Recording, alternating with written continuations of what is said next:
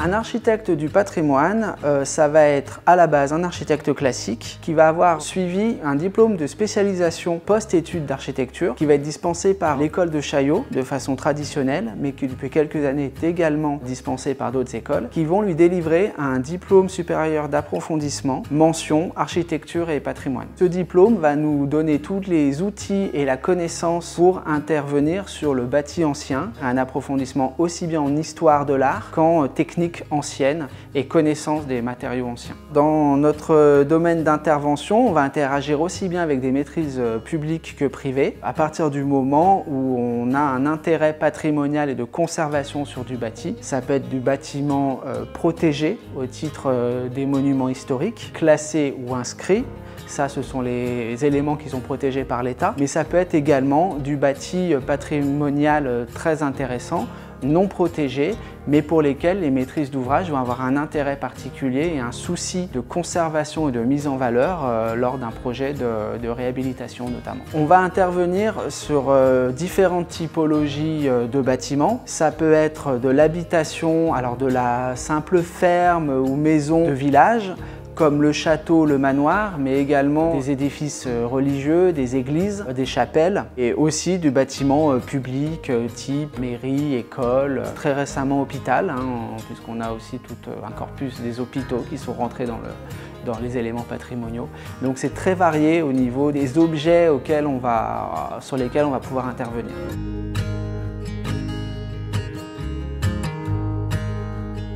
Le cas où le recours à l'architecte du patrimoine va être obligatoire, il est assez limité. C'est à partir du moment où on va intervenir sur un monument historique classé. L'architecte du patrimoine faut également ce qui justifie d'une expérience de 10 années sur le patrimoine pour intervenir sur ces éléments-là. C'est une manière de protéger ces bâtiments et d'avoir une garantie technique sur l'intervention qu'on va pouvoir avoir sur ce type d'édifice.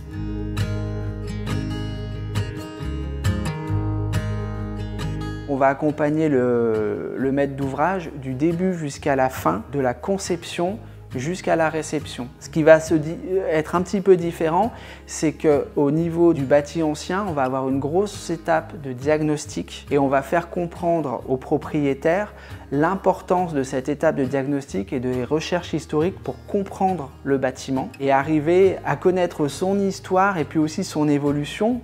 Et c'est là où on va comprendre pourquoi certaines pathologies ont eu lieu ou pas, comment le bâtiment a évolué pour apporter une réponse et une mise en valeur qui soit en cohérence avec l'histoire de l'édifice. On va vraiment rentrer dans une relation d'intimité avec le propriétaire. On va l'accompagner dans ses choix et le conseiller tout au long du processus, ne serait-ce que de conception.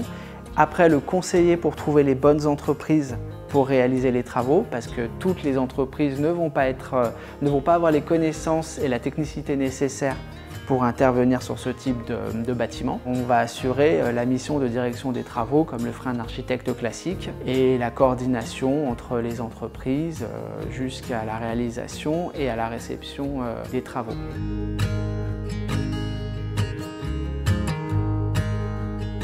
Les honoraires de l'architecte du patrimoine, en fait, vont être calculés de la même manière qu'un architecte classique, c'est-à-dire au pourcentage du montant de travaux. À l'exception près qu'on a une phase diagnostique qui est souvent beaucoup plus lourde, mais on va être de l'ordre, en fait, en fonction des cas, entre 10 et 15%, sachant que ça dépendra du montant de travaux. Un montant de travaux faible va plus tendre à des honoraires qui vont être autour de 15% et un montant de travaux élevé 10%.